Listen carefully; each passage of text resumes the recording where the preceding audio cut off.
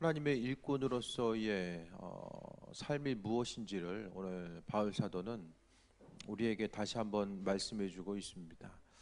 사도 바울에 대해서 생각했을 때에 그가 가지고 있었던 모든 것들에 대해서 버리고자 하고 하나님의 인도하심을 통해서 나아가고자 했었던 사람인데, 바울이 이제 가말리엘의 문화생으로서 있었잖아요. 근데 그 가말리엘은 이스라엘 민족들이 가장 훌륭하게 생각했었던 선생 중에 3명 중에 한 사람이 들어갑니다. 그 한 사람 중에 이제 또 한 사람이 에스라, 학사 에스라였던 에스라와 또 이제 가말리엘, 또 한 사람은 참 이름이 기억이 나지 않는데, 어쨌든 동시대 최고의 실력과 학식과 학문을 했던 사람이 가말리엘이죠. 그 가말리엘의 이제 그 아래서 공부했었던 사도 바울, 그의 학문적인 배경과 지식, 또 그가 가지고 있었던 열정에 대해서 바라보면은, 그는 그 가말리엘의 문화생으로 있었으면은 아마 후계자로서 가말리엘을 어떻게 생각하면 능가할 수 있는 그 반열까지 오를 수 있었던 사람이었을 거예요. 하지만은 자신이 가지고 있었던 이런 배경적인 것들에 대해서 다 뒤로하고, 또 그는 철저하게 하나님의 일꾼, 하나님의 그 병사로서, 군사로서의 사명을 감당하고자 했었던 모습을 오늘 본문을 통해서 볼 수 있게 됩니다. 그리스도의 일꾼으로서의 삶을 살아가는 것이 무엇인지에 대해서 오늘 다시 한번 생각해보고, 믿음의 본질, 또 하나님과 이 온전한 관계성을 누리는 것이 무엇인지에 대해서 이 시간 다시 한번 점검해보는 귀한 시간 되시길 바랍니다. 2장 1절에 보면 내 아들아, 그러므로 너는 그리스도 예수 안에 있는 은혜 가운데 강하고라고 이야기합니다. 사도 바울은 디모데를 아들로서, 영적인 아들로서 생각했어요. 영적인 아들로서 생각했다라는 것은 자신이 가지고 있었던 신앙의 유산과 전통, 이 모든 것들에 대해서 디모데에게 전해주고자 했었던 모습을 이야기합니다.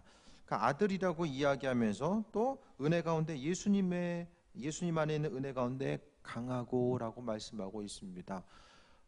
사도 바울이 가지고 있었던 중심, 그 내면을 채우고 있었던 것은 바로 예수 그리스도였고, 또 자신이 알고 있는 예수, 경험했던 그 예수님을 그 디모데에게 또 전해주고 있으며, 또 2절을 보게 되면 또 내가 많은 증인 앞에서 내게 들은 바를 충성된 사람들에게 부탁하라, 그들이 또 다른 사람을 가르칠 수 있으리라라고 합니다. 이건 뭘 이야기하냐면은 디모데에게 제자를 양육할 것을 이야기하는 거예요. 혼자서 모든 것을 다 감당할 생각하지 말고 제자를 양육할 것에 대해서 이야기하는 거. 그러니까 믿음의 다음 세대들이 키워져야 된다라는 사실을 말씀하고 있습니다. 사도 바울은 자신의 때에 그 사명이 끝난 것이 아니라 자신이 가지고 있었던 그런 그 영적인 배경들, 학식적인 것들에 대해서 디모데에게 가르쳐 주게 됩니다. 또 디모데에게도 이야기하는 것이 충성된 사람들에게 부탁하라, 다른 이들에게 복음을 전하고, 또 자신이 가지고 있는 것을 전했을 때 그들이 또 한 사람에게 전하는 이런 과정들이 있을 수 있다라는 거예요. 그러니까 믿는 우리들은 내가 얼른 배워가지고 신앙적인 것들, 믿음의 분량을 더 넉넉하게 해야 되겠다, 나 혼자만의 것으로 생각하는 것이 아니라 내가 성숙해서 또 다른 사람들, 믿음의 2세대, 3세대를 키워 나갈 수 있어야 된다는 것을 다시 한번 말씀드립니다. 그러니까 믿음의 후세대를 키워 나가는 것이 아주 성경적인 개념입니다. 예수님께서 제자들을 양육하시고 그 제자들은 또 제자들을 양육합니다. 그래서 예수님의 제자들은 그 제자들을 따랐었던 또 다른 제자들의 공동체가 있었습니다. 그래서 12제자가 죽은 이후에도 그들을 따르고 생각하는 그 가르침을 또 따르는 그 무리들이 생겨났고, 그 무리들에 의해서 성경이 또 다시 한번 더 이제 그 기록되고 편찬되면서 나아가는 그 과정들을 경험하게 됩니다. 그러니까 마태는 마태 공동체가 있었고, 누가는 누가 공동체가 있었다라는 것을 이야기합니다. 그러니까 교회도 마찬가지입니다. 얼마나 그 믿음의 그 후세대들을 양육할 수 있는가, 그 부분을 우리는 심각하게 날마다 고민해 봐야만 합니다. 당장 사람이 있고 없고를 떠나서 우리가 한 30년 지나가면, 여기 눈 제대로 뜨고 앞에 볼 사람들 별로 많이 안 계시는 것 같아요. 다 이제 눈이 침침해질 거예요. 30년이면. 30년 후에 교회 누가 지키나?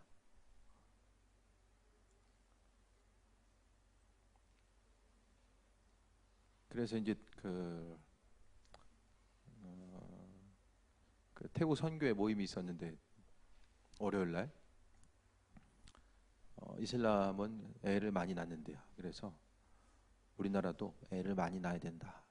그래서 큰 애가 초등학교 6학년, 막내가 26개월 됐어요. 한 10년 이상 차이 나더라고요.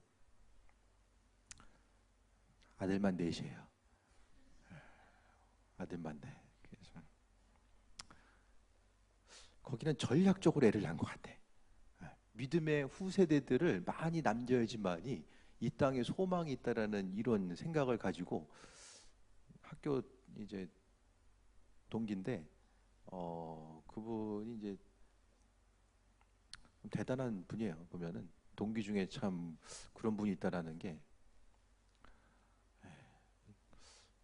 금식 기도도 막 14일씩 21일씩 막 금식 기도하고 하나님께 쓰임 받고서 계속해서 힘쓰고 노력하고 그러니까 숨어서 이제 지금 평택에서 목회하는데 숨어서 이렇게 잘 드러나진 않지만은 꾸준히 이제 하나님 마음에 합한 자로서 살아가기 위해서 이제 힘쓰는 그런 모습.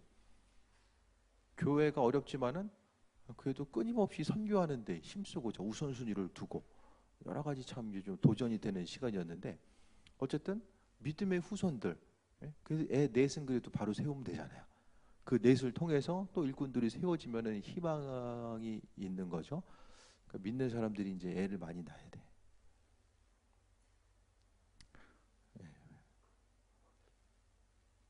갑자기 부담스러워지네. 말해놓고 나니까. 그게 이제 성경적인 이제 개념이라는 거예요. 믿음의 후손들을 잘 길러내는 거. 그러니까 오늘 디모데에게 다른 것을 먼저 이야기하는 것이 아니라 믿음의 사람들. 그러니까 교회 가운데서 애를 낳는 것도 중요하지만은 충성된 일꾼들을 양육하면 그들이 나가서 또 다른 사람들을 전파하고 전할 수 있다라는 것을 이야기합니다. 그러니까 전도가 왜 힘드냐? 결국에는 다른 사람을 양육하고 그 양육한 사람 또 다른 사람들 양육하는 이 그 기독교 전통에서 가져온 이런 시스템 자체가 이 붕괴가 된 거예요. 나는 양육이 됐는데 그것을 통해서 다른 사람들을 가르쳐서 세워 나가고자 하는 이거. 또 심지어 본인이 이제 나왔음에도 불구하고 믿음으로 양육하기보다는 세상적인 그 학식, 애들 공부시키느냐고 정신없다 보니까 어떻게 돼요? 믿음을 결국에는 버리는 거예요. 가장 중요한 거. 아무것도 물려주지 못한다라고 할지라도 믿음의 유산은 분명하게 물려줄 수 있어야 된다는 것을 다시 한번 말씀드립니다. 그래서 오늘 디모데에게 예수 안에는 은혜 가운데서 너 자신이 강해야 되고 또 너는 그리스도 예수 안에서 은혜 가운데 강하고 그다음에 많은 증인 앞에서 내게 들은 바를 충성된 사람들에게 부탁하라. 그러니까 바울로부터 받고 양육받은 그대로 다른 사람들에게 전하고 또 그들을 세워 나가는 것이 무엇보다 그가 이제 그 목회를 감당함에 있어서 너무나도 중요하다라는 사실에 대해서 말씀하고 있습니다. 그러니까 여러분 스스로가 생각했을 때에 먼저 스스로 믿음이 세워지고자 하는 거, 여러분 빨리 자립하셔야 돼요. 믿음의 자립을 이루어야만 합니다. 의존적이고 그러니까 힘들고 넘어지는 면이 있다라고 할지라도 스스로 얼른 일어날 수 있는. 그러니까 자립한다는 게 뭐예요? 자립이 안 되면 누군가 맨날 일으켜 줘야 돼. 하지만 자립하는 신앙인은 힘들어도 스스로 정리하고 스스로 기도하면서 일어나는 신앙이 자립된 신앙의 모습입니다. 오늘 본문을 통해서 다른 사람들에게 그 받은 것을 가르쳐 주면 그들이 또 다른 사람들을 가르칠 수 있다라고 이야기하는 이것이 바로 성경적인 양육의 원리라는 사실에 대해서 말씀하고 있습니다. 그러면은 충성된 일꾼이 누구냐? 하나님 보시기에 충성된 일꾼의 삶이 누구인지에 대해서 오늘 본문은 또 말씀하고 있어요. 3절에 너는 그리스도 예수의 좋은 병사로 나와 함께 고난을 받으라라고 이야기합니다. 이 로마 시대의 병사라는 것은 병사로 로마의 병사라는 것은 그냥 어쩔 수 없이 끌려가는 것이 아니라 병사로서 어느 정도의 기간을 복무하고 나면은 상당한 명예가 주어지게 됩니다. 권리와 명예가 주어져요. 그래서 그냥 어쩔 수 없이 군대 끌려간다 이런 개념이 아니라 로마에 있어서 군인의 생각은 그들은 자부심이 있었어요. 네. 어떤 누구보다도 나는 로마의 군인이다라고 하는 그 자부심 자체가 그들에게 있었다라는 것입니다. 그래서 좋은 병사, 예수의 좋은 병사로 나와 함께 고난을 받으라고 이야기합니다. 그러니까 좋은 병사는 뭐예요? 고난을 받는 사람. 예수님과 함께 고난을 받는 사람이 좋은 병사다라고 말씀하고 있습니다. 병사의 특징은 영토의 확장, 영토를 지켜나가는 것과 그것을 넘어서 이 당시 영토의 확장을 의미하고 있어요. 그리스도의 좋은 병사라는 것은 하나님 나라의 확장을 위해서 쓰임받는 사람이 바로 병사입니다. 나로 인해서 내가 속해 있는 그곳이 거점이 돼서 나 때문에 하나님 나라가 조금씩 조금씩 더 확장돼 나아가는 이 과정 자체를 말씀하고 있어요. 앞으로는 복음 전하는 것이 더 힘들어질 텐데 하지만 여러분 세대까지는 그래도 어렸을 때 교회 한 번쯤은 다 가본 세대예요. 여기 앉아 있는 분들 세대까지는. 30대 뭐 이전은 아닌데 30대 이후의 세대는 그래도 어렸을 때 한 번씩은 교회를 가본 세대라는 거예요. 그래서 뭔가 좀 공통점을 찾을 수 있는 그 세대가 바로 여러분 세대입니다. 그렇다고 한다면은 첫 번째로 예수의 좋은 병사로서 분명하게 함께 고난받는 것이 하나님 보시기에 충성된 일꾼이라는 사실에 대해서 말씀하고 있습니다. 예수님 때문에 고난받음의 모습, 성경은 끊임없이 고난받아라 라고 이야기하는데 예수님 때문에 경험하게 되는 고난 자체가 여러분의 삶의 여정 가운데서 무엇이 있는지를 생각해 봐야 됩니다. 고난을 받아도 스스로 선택을 잘못하고 미련해서 고난받으면 안 돼요. 주님 말씀대로 살아가면서 행함으로 인하여서 고난받는 그것을 이야기합니다. 어떤 것에 대해서 행했을 때에 어떤 환경이나 또 인정이나 그 상황 가운데 이끌려서 하는 것이 아니라 항상 하나님의 뜻이 무엇인지를 알고자 하고 하나님의 뜻 가운데 새해 먹고 나아가고자 하는 것. 그러니까 우리는 믿는 자로서 하나님의 뜻이 뭘까에 대해서 궁금할 때가 많이 있어요. 주로 궁금할 때는 언제요? 급할 때. 그러니까 하나님의 뜻은 급할 때 물어보는 것이 아니라 평상시에 끊임없이 그분의 뜻이 무엇인지를 묻는 거예요. 묻는 거. 들리고 안 들리고는 나중 얘기예요. 어쨌든 계속해서 내가 가지고 있는 이 형편 가운데 묻는 거예요. 그러니까 병사의 특징 자체는 이제 명령하는 자의 뜻, 주권자의 뜻이 무엇인지를 계속해서 알고자 하는 거잖아요. 그러니까 여러분의 삶의 여정 가운데서도 항상 하나님의 뜻이 무엇인지를 분별하고자 하고 묻고자 하고 또 물어보고자 하면 끊임없이 묻고자 하면 하나님께서 내 마음의 생각과 또 주변의 그 관계성을 통하여서 분명히 그분의 뜻을 비춰주세요. 문제는 묻지 않고 기다리지 않는다라는 게 문제예요. 끊임없이 물어보고자 하고 그 기다리고자 하면 하나님은 하나님의 뜻을 비춰주시고 함께 하시는데 물어보자고 않고 그냥 나름대로 열심히만 해. 그러면은 방향성이 틀릴 수가 있어요. 가야 할 곳을 가야죠. 엉뚱한 방향으로 가면 안 되잖아요. 잘못 가면은 잘못 갔다가 또 간 만큼 돌아와야 되는 시간이 있습니다. 그래서 첫 번째로 예수의 좋은 병사는 바로 고난을 받는 사람, 주인의 뜻대로 고난을 받는 사람입니다. 4절에 병사로 복무하는 자는 자기 생활에 얽매이는 자가 하나도 없나니 이는 병사로 모집한 자를 기쁘게 하려 함이라라고 합니다. 주인을 위해서 고난받는 자이고 또 자기 생활에 얽매이는 자가 없다라고 하는 것. 얽매인다라는 것은 스스로의 생활 자체를 다 포기하고 살아가는 그것이 아니라 그리스도의 병사로서 해야 될 것이 있고 하지 말아야 될 것이 있다라는 거예요. 신앙인으로서 해야 될 것과 하지 말아야 될 것이 무엇인지를 이것을 분별하며 살아가야 됩니다. 군인이면은 쉴 수 있는 시간이 있고 또 복무해야 되는 시간들이 있잖아요. 그것에 대해서 분별력을 상실하게 되면 또 지킬 수도 없고 또 확장시켜 나아갈 수 없다라는 사실을 이야기합니다. 하나님께서 우리로 하여금 병사다, 그리스도의 병사라고 말씀하셨습니다. 이것은 그분의 사역을 우리가 감당해야 되고 또 그분의 뜻과 인도하심을 바라봐야 되며 하나님은 그분의 일들을 우리 한 사람 한 사람을 통해서 일하시는 것. 이 땅에 복음이 전파되고 세계 곳곳에 복음이 전파되는 것도 마찬가지입니다.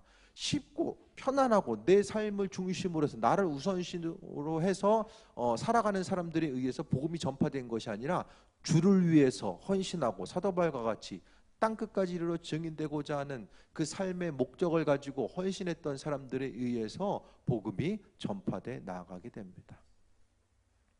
한국 땅에도 그 당시에 이제 그 여러 가지 풍토병, 전염병, 질병과 또 여러 가지 이제 그 토착적인 그 질병 때문에 수많은 선교사님들이 이제 순교하게 되죠. 그 양화진에 보면 선교사 묘역이 있잖아요. 거기서 보면은 정상적으로 있다가 본국으로 돌아가는 분들이 많지 않아요.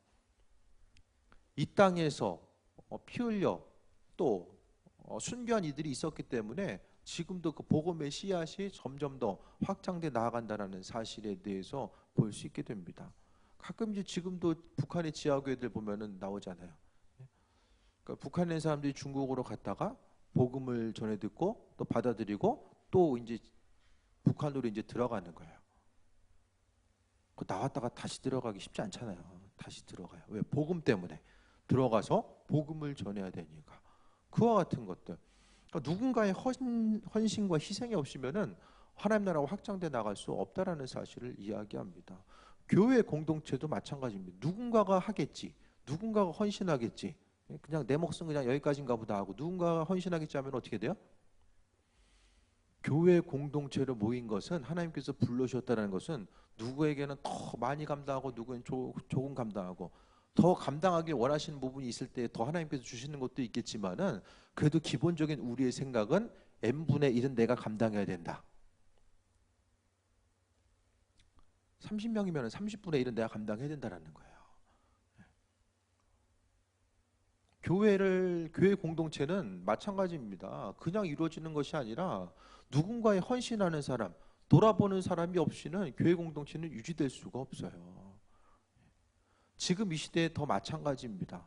교회가 공동체를 이루고 나아가는 것이 정말로 힘든 이 시대에 교회 공동체를 지키고 나아가기 위해서 힘쓰고 노력하고 교회가 일주일을 움직이고 또 한 달을 움직이고 또 1년을 생활에 나아감에 있어서 어떻게 되고 있는가 그것에 대해서 관심을 기울이고 또 하나님께서 이 교회로 부르신 목적에 대해서 분명히 생각하고 또 그것을 통해서 하나님께서 내 삶을 통해서 회복되길 원하시는 부분 또 몸된 제단을 통해서 하나님께서 쓰시길 원하시는 부분이 무엇인지를 분명히 생각해 봐야 합니다.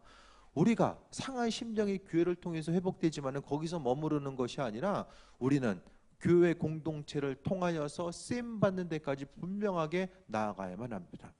그러니까 한 교회는 뭐예요? 그리스도의 병사들이 모인 공동체이고 또 이것을 통해서 영적 싸움이 일어나게 되고 또 이 공동체를 지켜 나가기 위해서 또 있어야 될 것들 필요한 것들을 또 하나님부터 공급받아서 우리가 존귀하게 헌신하고 또 그것을 통해서 하나님 나라 확장돼 나아가는데 쓰임 받을 수 있어야 된다는 것을 이야기합니다. 5절 보겠습니다. 경계하는 자가 법대로 경계하지 아니하면 승리자의 관을 얻지 못할 것이며 믿는 자로서 우리는 법대로 경계해야 된다라고 이야기합니다. 법이 뭐예요? 하나님 말씀이죠. 하나님 말씀대로 우리가 병사로서의 삶을 감당해야 된다라는 사실을 이야기합니다. 그러면 가장 중요한 것은 말씀을 알아야 된다.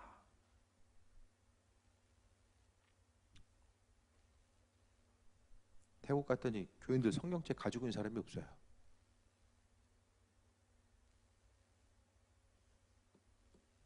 글씨를 몰라요. 젊은 사람들은 좀 아는데 글씨를 조그만 나이가 있어도 몰라요. 그래서 성경책을 읽을 수가 없어요.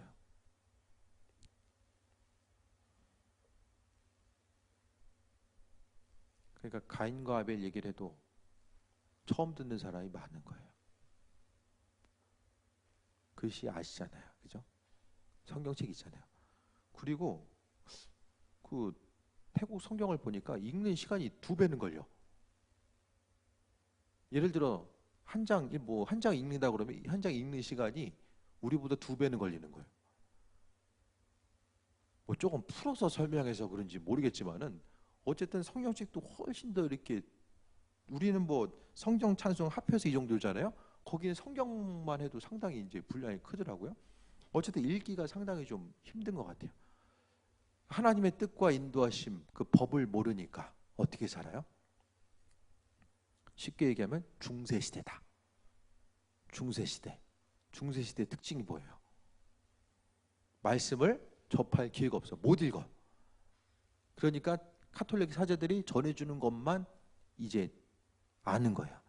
근데 그 당시에는 그래도 말씀을 한 자라도 듣고자 하는 그 귀는 열려가지고 듣고자 하는 이 마음 열정이라도 있죠. 여러분의 삶에 있어서도 마찬가지입니다.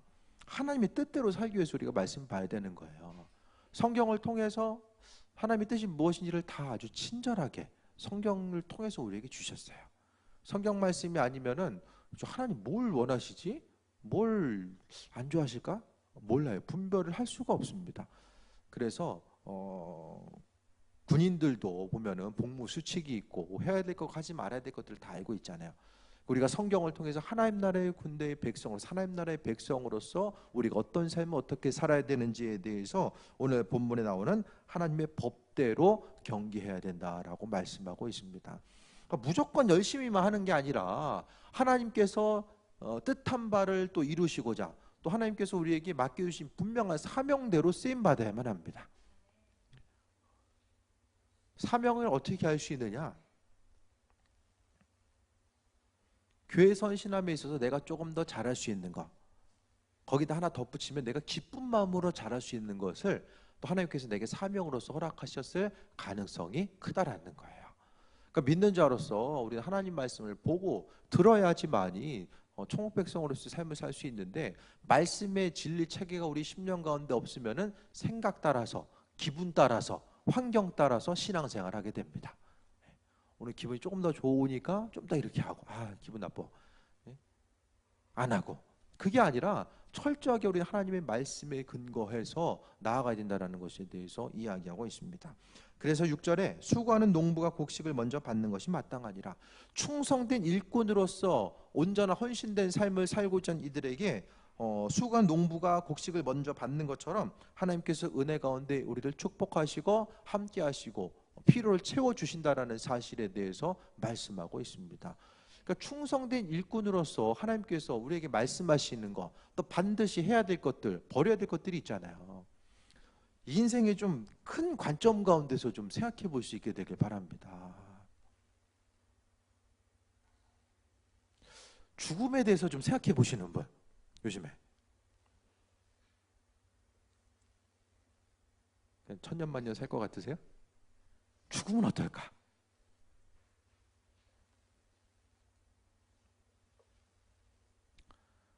참 죽는 사람들 많죠. 이래 죽고 저래 죽고. 죽을 줄 알고 죽는 사람도 있지만 죽을 줄 모르고 죽는 사람도 많잖아요.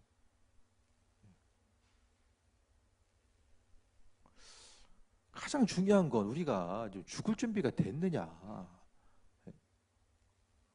죽을 준비를 안 하고 그냥 하루살이처럼 사는 거, 하루살이처럼. 충성된 일꾼, 하나님과의 관계성, 그것에 대해서 분명히 믿고 있지만은 그냥 하루하루 그냥 살아가는 거. 그냥 오늘 하루 그냥 눈 뜨고 감으면은 그냥 만족하고 살아가는 거. 죽음은 뭐예요? 눈 뜨고 눈 감았어. 못 뜨면 이게 죽는 거잖아요, 그죠? 크고 어떤 심각한 것이 아니라 그냥 눈 못 뜨면 죽는 거예요. 그 죽음에 대해서 우리가 분명히 또 생각을 해봐야 되는데, 믿는 자로서 우리가 생각해 봤을 때에 하나님과의 관계성, 그 가운데서 나는 정말로 하나님의 그 군사로서의 그 준비된 모습을 가지고 지금 하루하루 살아가고 있는가? 항상 우리는 죽을 준비가 되어 있는가? 사도 바울은 그의 삶의 여정을 통해서 의의 면류관을 기대한다고 했잖아요. 빨리 죽었으면 좋겠다. 사도 바울은 그 생각했던 것 같아요. 그런데 고난받음이 없으면 그냥 여기도 그냥 살만한 것 같아. 천국보다 여기가 좀 더 나은 것 같다는 생각이 들어서 그냥 계속 이제 여기의 삶이 천년만년 되는 것처럼 이제 눈에 보이는 것에 근거해서 살아가잖아요. 하지만 그게 아니라, 물론 세상에서의 삶도 중요한데 영원한 하나님 나라에 대한 소망을 가지고 살아가는 우리들이라고 한다면 얼마나 준비된 삶, 주님 보시기에 합한 자로서의 준비된 삶을 살아가고 있는가, 그 부분에 대해서 말씀드립니다. 그러니까 하나님의 말씀에 의한 그 진리 체계가 우리 심령 가운데 없으면 항상 사람은 눈에 보이는 것에 대해서 연약할 수밖에 없고 보이는 그것에 마음을 두면서 살아갈 수밖에 없다라는 거예요. 예수님의 좋은 군사, 법대로 경계하는 사람, 농부, 충성된 자, 헌신된 자, 부지런하고 주인의 마음에 합한 자로서 살아가는 이 모습에 대해 생각했을 때에 주인께서 말씀하셨음에도 불구하고 여전히 망설이고 움직이지 못하고 또 기회가 넘어가고 또 넘어가고 그러다가 이제 주님 만날 때 가까우게 되면 그때 가서 후회하고, 이 안타까움의 순간들이 계속되는 것이 아니라 정말로 오늘 하루가 하루살이라서 아니라 정말로 오늘 하루의 삶이 하나님께서 허락하신 마지막인 것처럼 믿음으로써 그 믿음의 신앙 고백 가운데 신앙 고백에 합당한 그 삶의 행동을 통해서 주께 나아가고자 하는 이 마음의 결단이 우리에게 있어져야 됨을 말씀드립니다. 그러니까 수고하는 농부가 곡식을 먼저 받는 것이 마땅하다라고 이야기하는 것은 세상에서 힘들고 어렵지만 그래도 하나님 나라의 뜻 가운데 세임 얻고 그분께서 허락하신 은혜와 축복이 있다라는 것을 이야기합니다. 근데 우리는 다 가지려고 해요. 세상에서도 편안하고 천국도 가야 되고 이것도 해야 되고 저것도 해야 되니까 그 사이에서 그냥 이두저도 아니고 그냥 어중간한 상태가 계속되게 됩니다. 그것이 믿는 자로서 항상 경계해야 될 요소입니다. 교회 다니는 것으로 인해서 마음의 평안을 가지면 안 됩니다. 그 수준으로 인해서 우리가 마음의 평안을 가지면 안 돼요. 정말 성경 말씀을 통해서 하나님 나라에 합한 백성이 어떤 삶이냐, 그것을 말씀을 통해서 직접 발견할 수 있어야만 합니다. 8절 보겠습니다. 7절, 내가 말하는 것을 생각해보라. 주께서 범사에 총명을 주시리라. 8절에 내가 전한 복음대로 다윗의 씨로 죽은 자 가운데서 다시 살아나신 예수 그리스도를 기억하라. 그러니까 세상에서의 바로 모범이 바로 예수님이라는 거예요. 예수님께서 죽기까지 헌신하시고 하나님 마음에 합한 자로서의 충성된 일꾼으로서의 삶을 살아가고자 했음에 대해서 보게 됩니다. 또 9절, 복음으로 말미암아 내가 죄인과 같이 매이는 데까지 고난을 받았으나 하나님의 말씀 매이지 아니하니라. 그러니까 그 신앙의 모범을 이야기하는 것이 8절은 예수 그리스도를 이야기하고 있고 그 9절은 사도 바울의 삶을 말씀하고 있어요. 죄인과 같이 매였다라고 이야기합니다. 그러니까 복음 전파하면서 살아가는 것이 힘든 거예요.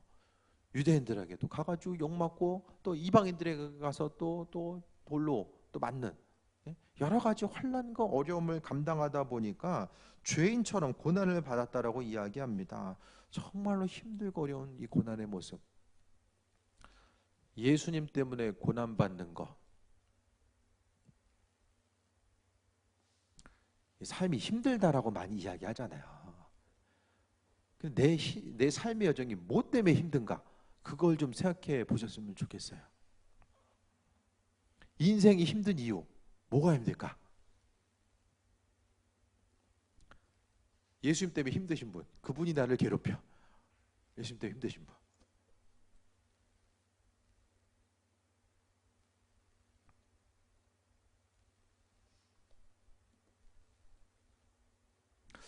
믿음의 본질을 계속해서 고민해야만 합니다. 다른 누군가가 옳다라고 여기는 그거 그대로가 아니라 스스로 말씀을 통해서 점검해 봐야 돼요. 선한 질문, 선한 의문점을 가지고 우리가 말씀 앞에 우리 자신의 삶을 날마다 비춰봐야만 합니다. 내가 정말로 말씀 가운데 하나님께서 비춰주신 대로 온전한 그 신앙생활을 하고 있는가, 그것을 끊임없이 질문해야 되고, 내 삶의 여정 가운데 버릴 것이 무엇인가, 또 행해야 될 것이 무엇인지를 날마다 점검하고 부딪히지 않으면은 바리새인들은 다 천국 갈 줄 알았을 거예요. 율법 지켰기 때문에 다 천국 간 줄 알았을 거예요. 율법의 내용을, 하나님 말씀을 그들은 알고 지키고자 했잖아요. 최소한 알고 지키고자 힘썼잖아요. 근데 말씀을 읽지 않고 말씀대로 살아가지도 않으면서 어떤 막연한 천국에 대한 소망감 자체를 가지고 있는 건 상당히 위험할 수 있다는 것을 말씀드립니다. 그러니까 우리의 삶은 하나님 허락하신 은혜가 있는데 그 은혜를 통하여서 하나님 말씀을 우리의 심령 가운데 비춰보고 조금씩 우리는 정해진 항로를 끊임없이 이제 이탈하고자 하는 본성이 있어요. 하나님께서 의롭게 여기시고 우리를 불러주셨는데 그 불러주신 그 상태에 대해서 끊임없이 이제 옆으로 조금씩 이탈해 나갑니다. 육신적인 본성 자체가 비바람에 이제 그 풍랑에서 밀려가는 것처럼 옆으로 계속해서 조금씩 흔들려 가거든요. 그러니까 조금씩 가니까 스스로 어떤 상태인지 모릅니다. 그러니까 기준점, 성경의 원어적인 의미가 바로 잣대라는 의미성이 있어요. 자, 기준점. 이 기준되는 말씀에 스스로를 계속해서 비춰보지 않으면은 내가 지금 어디가 있나, 본질에서 어떻게 벗어났나 이거를 모르게 됩니다. 하루하루 아침에 일어나서 열심히 일하고 기도하고 말씀 보고 그냥 동일하게 반복되는 그 하루의 삶이라고 할지라도 그 가운데서 내 삶의 모습을 끊임없이 비춰봐야 됩니다. 말씀을 바라봐야 되는 이유가 그냥 성경적인 지식을 쌓기 위해서가 아니라 하나님 말씀 앞에 나를 점검해 보지 않으면 스스로 옳다라고 여기는 것, 우리의 짧은 지혜와 지식 가운데서 스스로 옳다라고 여기는 그것 때문에 나중에 멸망할 수 있다는 것에 대해서 이야기하고 있습니다.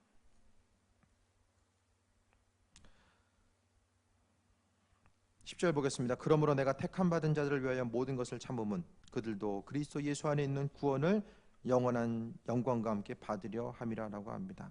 택함 받은 자들을 위해서 참았다라고 말씀합니다. 복음 전파하고 한 영혼이라도 구원하기 위해 스스로 인내하고 참았다라는 사실을 이야기합니다. 예수님 때문에 참은 것. 그러니까 날마다의 삶을 통하여서 주님의 말씀대로 살아가고 한 영혼을 구원하기 위해서 내가 참고 인내하고 견디는 것. 복음 전하는 것을 못하는 게 왜 그러냐? 힘들고 부담스럽고 하지만은 힘들고 부담스럽지만은 오늘 사도 바울의 예를 통해서 보면은 그럼에도 불구하고 참고 인내하면서 분명하게 전해야 된다라는 사실을 이야기합니다. 그러니까 사람들의 생각 속에는 누군가가 전하겠지, 하나님의 나중에 뜻이 있겠지. 그게 아니라 하나님 분명히 내 삶을 통해서 내게 맡기신 이들이 누구인지를 돌아봐야 되고 또 복음의 일꾼으로서 우리를 불러주셨다라고 한다면 분명하게 맡겨주신 영혼들이 있다라는 사실을 점검해 봐야만 합니다. 11절 보겠습니다. 미쁘다 이 말이요 우리가 주와 함께 죽었으면 또한 주와 함께 살 것이요. 참 부담스러운 얘기만 계속하고 있어요. 성경은 죽으라고 이야기해요. 고난받으라고 이야기하고 죽으라고 이야기합니다. 그러니까 성경적인 관점에서의 정상적인 신앙인은 고난을 받고자 하는 사람, 죽고자 하는 사람, 그 사람이 바로 성경에 나와 있는 신앙인의 모습이에요. 성경은 죽음과 고난을 이야기하는데 우리는 불편함을 이야기하고 있어요. 어떤 일을 행함에 있어서 이게 좀 더 편하냐 불편하냐 그것을 이야기한다니까요. 그럼 말씀과 얼마나 동떨어진 삶을 지금 살고 있느냐. 사도 바울 니들 좀 불편하냐? 조금 더 편하게 어떤 것을 그걸 이야기하지 않잖아요. 고난받으라고 이야기해요. 고난과 죽음 앞에서 여러분이 지금 망설이고 있는 그것이 충분한 당위성이 되고 있는지를 좀 생각해 봐야만 합니다. 그러니까 말씀을 읽을 때마다 부담되는 것이 정상이고 물론 하나님 위로와 평안의 메시지도 있지만은 우리의 삶을 비춰봄에 있어서 말씀을 통하여서 성경은 분명히 주와 함께 죽었으면 함께 산다라고 이야기합니다. 죽어야지 산다라고 말씀하고 있잖아요. 이 죽는다는 게 뭐냐? 예수님 때문에 성격을 죽여야 돼. 단순히 그 차원의 것을 이야기하는 것이 아니라 내 삶에 가지고 있는 속성 자체, 예수님으로 인해서 내 모든 것이 변화돼 나아가는 이 과정 자체를 이야기합니다. 날마다 고민해야 돼요. 내가 죽어야 될 것, 버려야 될 것을 버리지 못함으로 인해서 우리가 탄식해야 됩니다. 예수님 때문에 더 가져야 되는데 이거 기도 제목이 더 응답돼야 되는데 그게 안 돼가지고 10년 가운데 탄식해야 되는 것이 아니라 내가 주로 인해서 고난의 모습 가운데 동참해야 되는데 여전히 행하지 못하고 있는 나 자신의 모습을 보면서 스스로의 가슴을 칠 수 있어야만 합니다. 12절에 참으면 또한 왕노릇할 것이요 우리가 주를 부인하면 주도 우리를 부인할 것이라. 참으면 왕노릇합니다. 고난의 순간이 있을 때 참으면 왕노릇한다라고 말씀하고 있습니다. 하나님 나라를 바라보면서 물론 하나님께서 우리에게 예수 그리스도를 통해서 의롭게 여기시고 우리를 하여금 또 은혜 더하시고 구원해 주셨는데, 오늘 말씀에 비춰봤을 때에 내 안에 그런 고난의 모습, 주님 원하시는 뜻대로 내가 온전히 가고 있는가, 그것에 대해서 항상 겸손한 자로서 날마다 주님께 질문해야 되고, 우리의 방향성 자체를 끊임없이 수정해 나아가야 됩니다. 참으면 왕노릇 하는데 참지 못하고 주를 부인하면 주도 우리를 부인하신다라고 합니다. 결국엔 뭐예요? 나중에 하나님 마음에 합한 자, 그것은 예수님 마음에 합한 자로서의 온전한 삶을 살았느냐가 우리의 삶의 자리를 나중에 결정한다라는 것입니다. 13절에 우리는 미쁨이 없을지라도 주는 항상 미쁘시니 자기를 부인하실 수 없으시리라라고 이야기합니다. 고난의 모습을 우리는 수없이 들어왔습니다. 성경도 고난을 이야기하고 찬송가를 불러도 고난에 대해서 이야기하는데, 그 고난의 모습이, 고난의 분량, 충성된 일꾼으로서의 삶의 모습 자체가 도대체 내 삶의 자리로 그 말씀과 그 모든 것을 가지고 들어왔을 때에 내가 주님 마음에 합한 자로서의 어떤 온전한 삶을 살아가고 있는가, 그 부분을 생각해 봐야 됩니다. 망설이고 있는 것, 주께서 분명하게 마음을 주시고 행하라고 하시고 또 돌이키라고 말씀하시고 또 믿음으로 선택하고 앞으로 향해서 나아가라고 말씀하고 있는데, 망설임의 요소가 무엇입니까? 불편하십니까? 아니면 조금 손해나는 게 있으십니까? 관계성이 흔들릴 여지 자체가 있기 때문에 망설이고 있습니까? 성경은 이런저런 다른 것에 대해서 이야기하지 않고 죽기까지 충성하고 고난받으라고 이야기해요. 왜 그렇습니까? 하나님 나라가 그만큼 가치 있기 때문에, 하나님께서 허락하신 은혜와 그 가치, 그 상급, 하나님 나라의 축복을 생각하면서 참고 견디는 자로서 인내하고 주님 마음에 합한 자로서 살다가 천국을 소유하는 자가 되기를 원하고 계심에 대해서 볼 수 있게 됩니다. 힘들고 어렵지만 그래도 그 가운데서 충성된 일꾼으로서의 삶이 무엇일까? 또 하나님께서 병사로서 나를 불러주시고 또 교회 공동체로서 우리를 불러주셨습니다. 그러면 교회 공동체 가운데서 하나님께서 또 내게 맡겨주신 일, 이 공동체를 통해서 하나님께서 행하시고자 하는 일들이 무엇인지를 생각해 봐야만 합니다. 교회 공동체를 통해서 밖으로 확장돼 나아간 하나님 나라를 바라볼 수 있어야 되고, 그것이 아니면 끊임없이 나만 생각하는 것, 예수님 때문에 내가 잘 돼야 되고 내 기도 제목이 응답이 돼야 되고, 예수님께서 나를 위해 존재하는 게 아니잖아요. 믿음의 본질 자체가 무엇인지를 다시 한번 점검해보고, 그리스도 예수의 좋은 병사가 누구인가? 여러분이 없으면 교회 공동체가 어려움이 있습니까?